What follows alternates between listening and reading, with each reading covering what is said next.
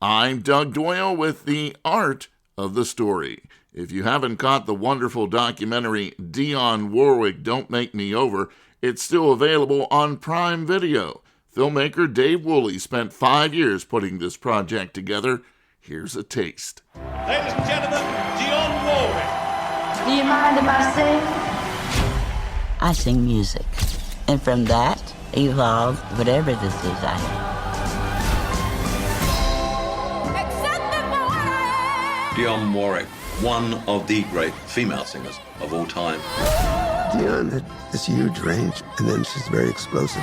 Dionne was the first African-American woman to win a Grammy in the pop category. That's a huge, huge thing. Of course, she broke down racial barriers, man, because her music is everybody's music. I consider it an honor to be invited to announce my AIDS agenda. The royalties for That's What Friends Are For literally changed the trajectory of the epidemic.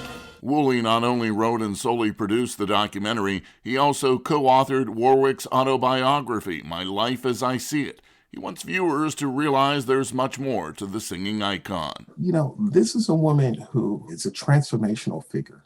By that, you know, great leaders don't create followers. Great leaders create other great leaders. And this is what she has done throughout her career.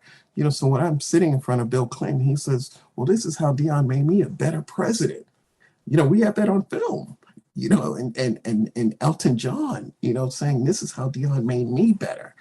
Stevie Wonder, you know, all of these folks, she has touched their life to take it to another notch. And when it comes to the music, Wooley says Dionne Warwick has been magical, with classic hits like Walk On By, I Say a Little Prayer, Do You Know the Way to San Jose, Then Came You, and That's What Friends Are For. Prior to Dionne, you know, African Americans that won Grammys were, you know, typically in the R&B category.